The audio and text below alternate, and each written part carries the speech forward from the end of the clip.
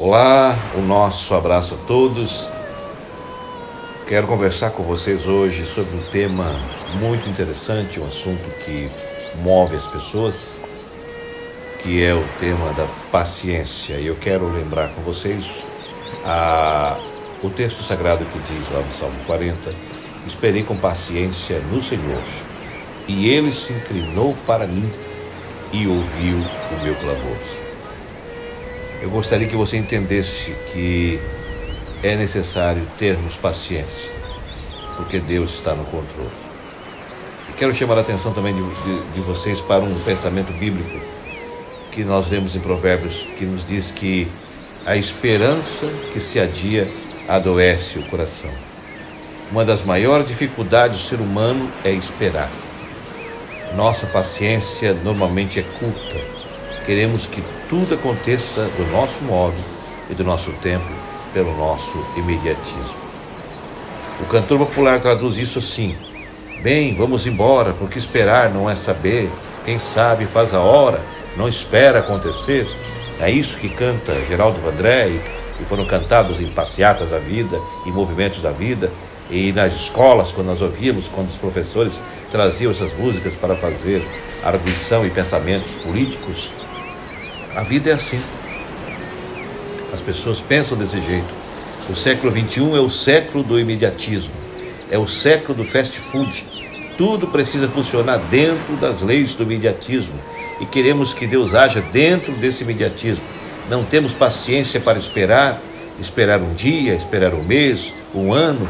E tudo isso para nós é sempre uma eternidade.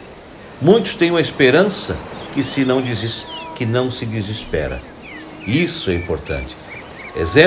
Nós temos exemplos de história de pessoas que não desesperaram. Como nós vemos naquele quadro de Penélope e Ulisses, na Guerra de Troia, que Penélope fazia uma coxa de dia e desmanchava à noite. E ela dizia para os seus pretendentes, quando procurava: quando eu terminar essa coxa, então eu lhe darei a resposta. Na verdade, ela estava só dando um tempo para que esse tempo lhe pudesse trazer de volta a pessoa que ela amava. Então, é um exemplo. São esperanças que não se desesperam. São pessoas que acreditam até a última hora. É assim na nossa vida também. Muitos se desesperam antes de esperar. Exemplo: o médico que aplicou eutanásia no filho com uma doença incurável. Ao chegar do cemitério, recebeu um telegrama de um médico amigo que dizia assim: acabamos de descobrir com sucesso o remédio, a vacina para a doença do seu filho. Mas aí já era tarde demais. Quantas pessoas, inclusive nessa pandemia, não suportando a pressão, não suportando a ansiedade e o medo, acabaram se suicidando. Por quê? Porque muitos se desesperam antes de esperar. E há aqueles que vivem o próprio desespero sem esperança. E isso é o pior. O paralítico do tanque de Betesda ficou 38 anos impotente, deitado na sua cama, esperando uma cura que não chegava. Mas não tinha esperança. Mas a esperança apareceu e ele ficou ali. E há aqueles que esperam com segurança, como diz Dwight Moody, depois de uma enfermidade repentina, disse, e já no seu estado terminal, longe de casa, viajou de trem para morrer em casa, e vendo o povo orar sempre em seu favor, disse: afaste-se a terra, aproxime-se o céu, eu estou entrando na glória. Tem aqueles que esperam com a segurança da vida futura. E existem aqueles que esperam contra a esperança. Exemplo: Abraão esperou contra a esperança. Deus é soberano e livre. Ele não age de acordo com as pressões. Ninguém pode botar Deus contra a parede. Ninguém pode dizer: eu ordeno, eu decreto, eu proíbo, eu determino. Não é assim. Ana aprendeu essa verdade e expôs em 1 Samuel capítulo 2, 6-8, dizendo: Deus dá vida e tira a vida. Ele exalta, ele humilha, ele levanta o pobre do pó e faz assentar-se entre os príncipes. mas quando Deus age, ninguém pode impedir a sua mão de agir. Ana era estéril, sua causa era perdida, mas quando Deus age, ninguém pode detê-lo de agir. Deus age, amigo, muitas vezes de forma artesanal, e Deus não tem pressa. A vida de Abraão, o Deus de Abraão, o relacionamento de Deus com Abraão, a espera de Abraão são tônicos para a nossa alma.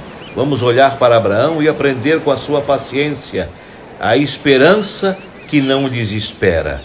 Só pode ter uma esperança que não se desespera aquele que crê no Deus dos impossíveis.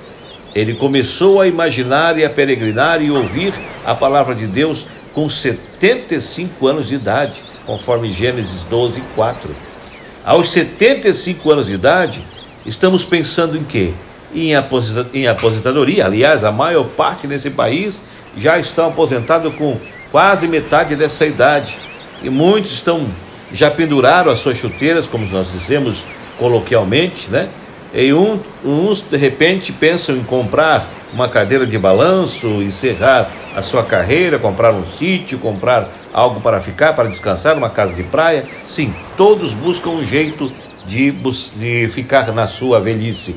Mas Abraão, aos 75 anos de idade, estava se convertendo, estava começando, estava recebendo o maior desafio da sua vida. Aos 75 anos de idade, ele estava em pleno vigor, engendrando planos, fazendo arrojadas caminhadas, aceitando os grandes desafios de Deus.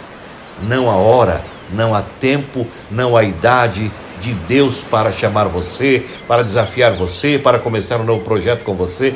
Deus pode e pode muito começar algo tremendo na sua vida, se você assim aceitar. Por exemplo, a Bíblia diz que Joel fala, quando o Espírito Santo é derramado aos velhos, ele diz que os velhos sonharão. Caleb, aos 85 anos de idade, estava cheio de sonhos de conquistar Hebrom. Winston Churchill tornou o primeiro-ministro da Inglaterra aos 70 anos de idade e liderou o país no período turbulento da Segunda Guerra Mundial. Abraão é constituído pai de muitas nações sem ter um descendente. Por quê? Porque aos 75 anos, Deus lhe prometeu: você vai ser pai de muitas nações. Abraão significa grande pai. Abraão significa pai de muitas nações, mas ele não tinha filhos. Ele enfrenta 4 problemas naquele momento: a sua idade avançada, a esterilidade da mulher. Desde que Deus havia prometido, ele havia passado 11 anos, e aos 86 anos ele escolhe os seus próprios métodos. Talvez, amigo, na sua angústia é a mesma coisa. Talvez sua angústia é a mesma de Sara. Você está esperando há anos a conversão do seu marido e dos seus filhos. Os anos correm e nada acontece. Talvez você esteja esperando para aquele problema que não é resolvido, aquele problema que você está clamando, está pedindo e não chegou ainda. Mas a esperança irá trazê-lo até você, trazer a solução até você, que é o mais importante. O filho da promessa era um desfecho que se adiava a cada dia. Cada regra, cada menstruação era uma desilusão, até que ela parou de menstruar e Deus não cumpriu a promessa e ele perdeu a paciência. Mas Abraão, 11 anos depois que Deus lhe havia falado, ainda esperava contra a esperança. Aquele filho, Ismael, foi produto da impaciência de Sara, mas não da procura de Abraão. Abraão tinha 100 anos quando Isaque nasceu. O corpo de Abraão já estava amortecido, Sara já havia passado de tempo de ser mãe, Sara ainda era estéril, e o bom senso dizia: é impossível. A razão dizia: não pode ser. A fé dizia: tudo é possível. Abraão esperou 25 anos. Será que nós temos condições de esperar uma promessa de Deus que ele nos fez há 25 anos atrás? Será que nós não teríamos sepultado essa promessa no túmulo do desespero? Abraão acredita que a promessa de Deus não pode falhar. em Romanos 4, 20 e 21, diz que não duvidou Abraão da promessa de Deus por incredulidade, mas pela fé se fortaleceu, dando glória a Deus, estando plenamente convicto de que ele era poderoso para cumprir o que prometera. Deus não pode mentir, Deus não se engana, ele não fraqueja. Quando ele fala, ele cumpre. Quando ele ordena, o universo inteiro se move para cumprir a sua palavra. Abraão crê no Deus que vivifica os mortos. Aos 39 anos, do dia da promessa do filho, até o dia em que Deus pede de volta, agora Abraão, de posse da promessa, Deus fala, Abraão agora desiste e diz, vá, dê meu filho, renuncia, desiste dele. Era exigência de Deus. Havia uma paciência tão grande em Abraão que ele acreditava que a promessa de Deus não poderia ser frustrada, que Deus ressuscitaria seu filho. Abraão cria que nem a morte colocaria limites no poder de Deus. Quando estamos com Deus, a morte não tem a última palavra. Só pode ter uma esperança que não se desespera aquele que ouve, descansa na providência divina. Isaac esperou 20 anos o nascimento dos filhos. Isaac teve que esperar esses 20 anos, e a Bíblia diz que Rebeca, sua mulher, era estéril, e ele orou por ela todos esses anos.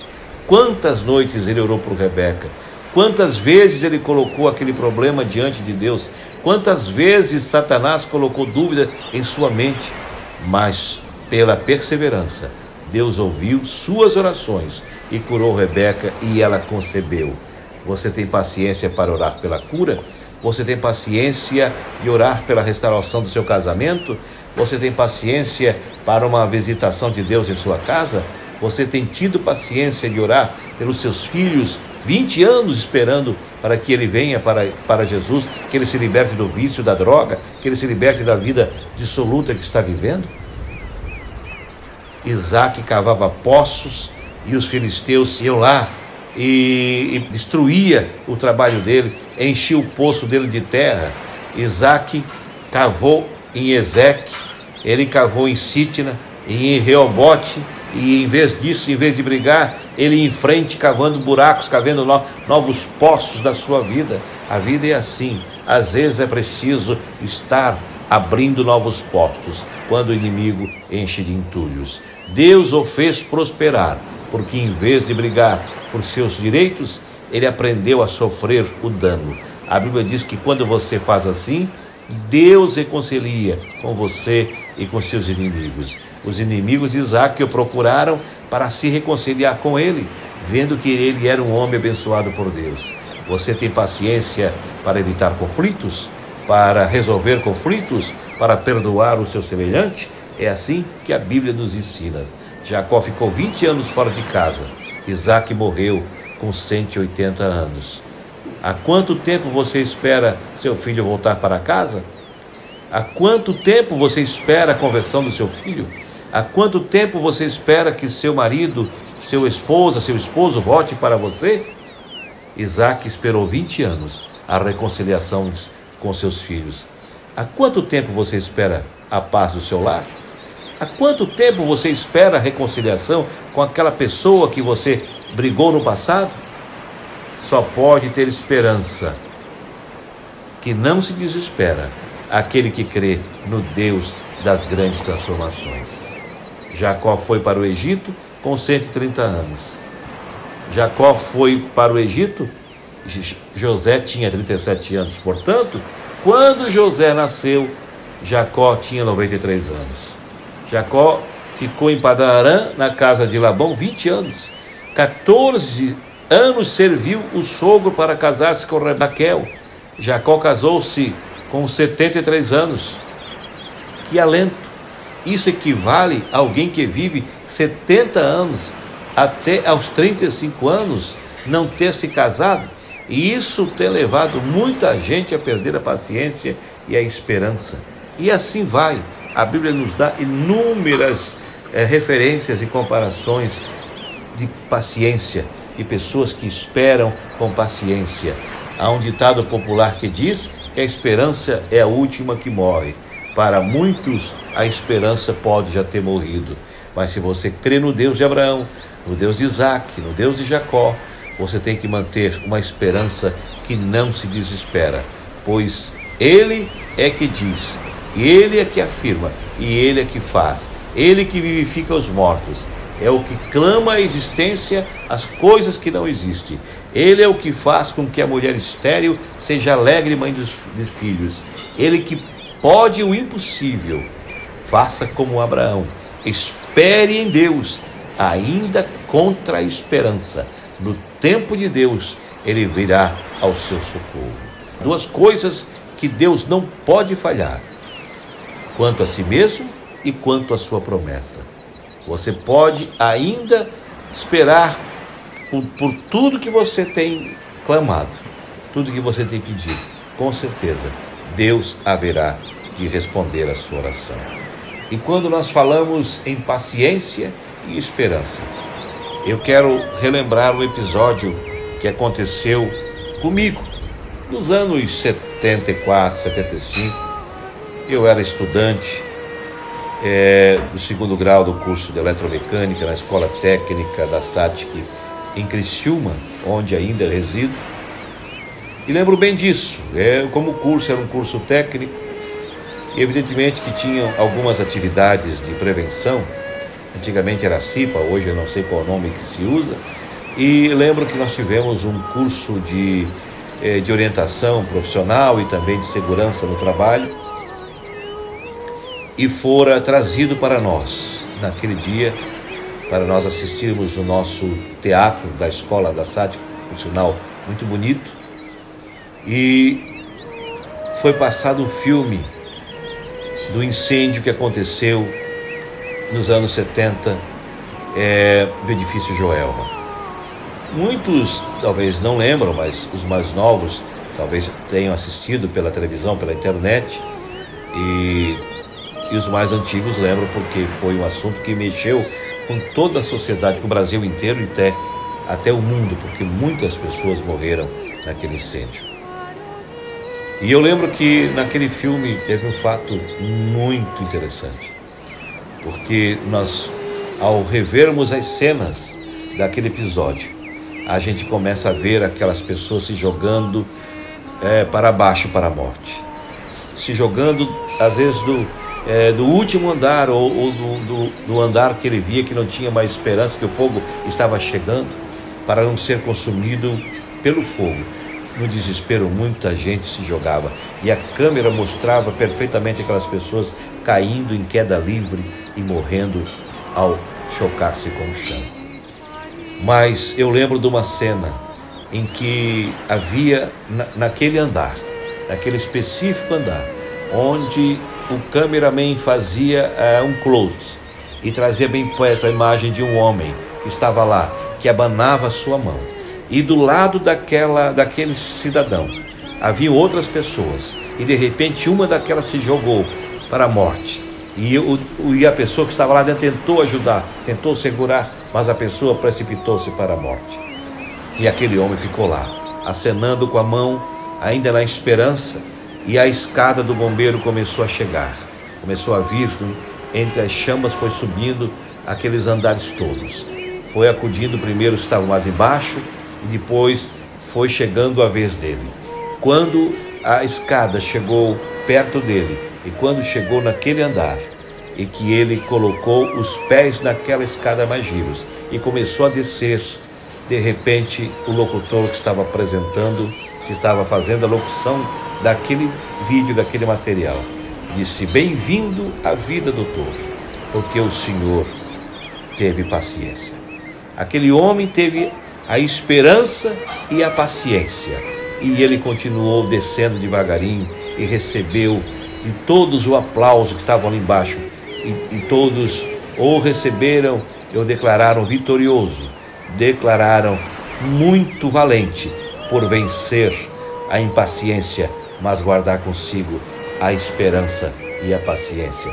Que isto seja o seu forte nesse momento que nós estamos vivendo, nesse momento de pandemia, quando muitas pessoas estão desesperadas, muitas pessoas sofrendo com medo, muitas sofrendo de taquicardia por causa do pânico, muitas pessoas desistindo da vida. Esse é o momento de você acreditar que contra a esperança em Deus, como disse o salmista Davi, esperei com paciência no Senhor, Ele se inclinou para mim e ouviu o meu clamor. O seu clamor, o seu pedido, o seu clamor será ouvido por Deus. A sua oração será ouvida por Deus se você clamar de coração. Deus abençoe a sua vida, abençoe o seu lar, o seu casamento, o seu trabalho, e Deus lhe dê muita saúde e força nesses dias que estamos vivendo. Um forte abraço a você. Fique com Deus.